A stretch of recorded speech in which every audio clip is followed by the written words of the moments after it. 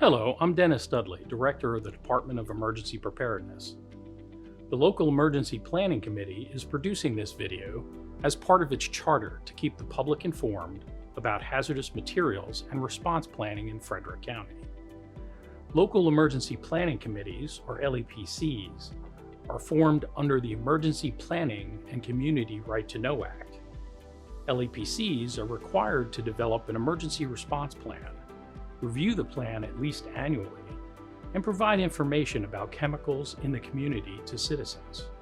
Our LEPC membership includes elected officials, county executive, mayors and other elected representatives from local municipalities, police, fire, emergency management, and public health professionals, environment, transportation and hospital officials, facility representatives, and representatives from community groups.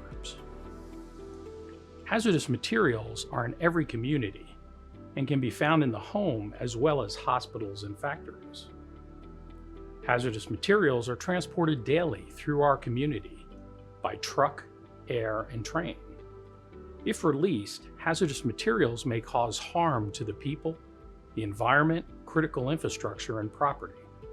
The potential for harm exists regardless of whether hazardous materials are released by accident, on purpose, fire, or weather-related event. Hazardous material incidents affect a range of stakeholders in the whole community. It is important that the public be prepared by knowing your risk, having a plan, and a kit for emergencies. Your plan should note how you receive emergency alerts and warnings, your shelter plan, evacuation routes, and a family communication plan. Your kit should have supplies for sheltering in place or for evacuations. More information on how to make a plan and prepare for emergencies can be found at www.frederickcountymd.gov/ready. Alert Frederick County is Frederick County government's emergency notification system. You can sign up for alerts at www.frederickcountymd.gov/alert. I'm John Newman. I'm a battalion chief with Frederick County Division of Fire and Rescue Services. During a HazMat incident, the Division of Fire and Rescue Services and law enforcement will respond. One of their first tasks is to ensure the safety of the public that could be affected by the hazardous materials. Some residents may be asked to shelter in place, while others may be directed to evacuate to avoid potential exposure to the hazardous material. The decision will be based on the type of hazardous materials and what is the best strategy to keep the public safe. This notification can be made using Alert Frederick County, alerts or calls by phone, or in person by fire or police personnel. The types of hazardous material, weather, and how it affects people will determine what instructions are given to the public.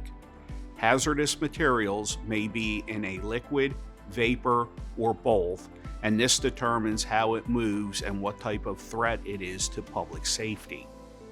In some cases, it is safer to shelter in place, stay in your home to avoid potential contact with the hazardous material. The hazardous material may already be in your area, and if you travel or leave your home, you are at greater risk for exposure or injury. When you shelter in place, shut all doors and windows. Turn off air conditioners and heat. Seal doors, windows with towels, plastic, and duct tape. Monitor news, radio, social media for updates. Supplies to have on hand. Emergency kit items, bottled drinking water, prepackaged food that may not need to be cooked, cell phone with charging cable or battery pack, portable radio with batteries, flashlight with spare batteries.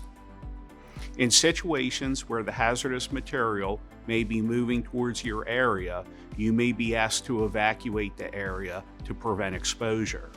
You will be provided with safe routes and areas to avoid. When you are asked to evacuate, Follow directions from the emergency responders, law enforcement, or fire department to specific evacuation locations.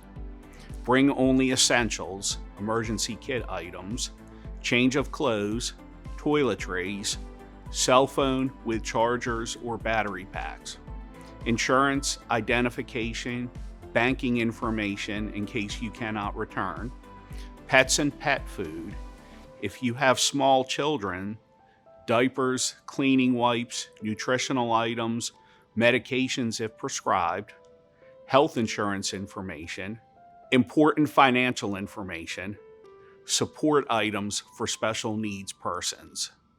Frederick County has plans for response to hazardous materials incidents. When a HazMat incident is called in, units are dispatched to respond. 2 HazMat units, 2 engines, 2 ambulances, 2 medic units, 1 safety officer, 1 battalion chief, and 1 EMS supervisor. Upon arrival, the incident commander will assess the hazard and gather information from the reporting party, bystanders, witnesses, and other first responders. Persons exposed will be isolated and a decision will be made on the need for decontamination. Safety zones will be established, hot, warm, and cold. The zones are established to reduce accidental spread of hazardous substances by workers or equipment moving from contaminated areas to clean areas. The hot zone or exclusion zone is the area with actual or potential contamination and the highest potential for exposure to hazardous substance. The warm zone or contamination reduction zone is a transition area where responders enter and exit the hot zone and where decontamination or decon take place. The cold zone is free from contamination and may be safely used as a planning and staging area for responders. The next step is determining the appropriate personal protective equipment, or PPE, based on the hazardous material. After the appropriate PPE is identified, HazMat technicians hydrate and don the appropriate PPE for entry. A decon area will be established for mass decon of general public if needed, and a separate area will be set up for HazMat teams. Decon is established for HazMat personnel prior to any entry of the hot zone. Mass decon will be a priority for civilians if deemed so. Fire department personnel will set up the appropriate decon. A team of 2 HazMat technicians will enter the hot zone to conduct a recon in appropriate personnel protective equipment, including self-contained breathing apparatus, to determine the hazard. They will utilize an array of meters to determine air quality and suspected hazards associated with the HazMat. They will then radio to the HazMat group supervisor the associated hazards and what other personnel and resources are needed to mitigate the hazard.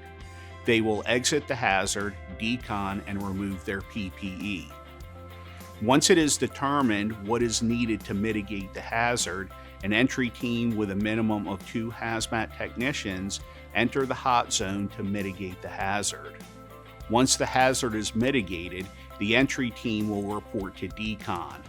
At all times, there will be a minimum of 2 HazMat technicians as a backup safety team waiting in the warm zone. When mitigation of the hazard is complete, there will be a hot wash to determine the pros and cons of the incident, and then the cleanup process will begin to return units to service. Thank you for taking the time to learn about the local emergency planning committee, what to do in a HazMat situation, and the Frederick County response.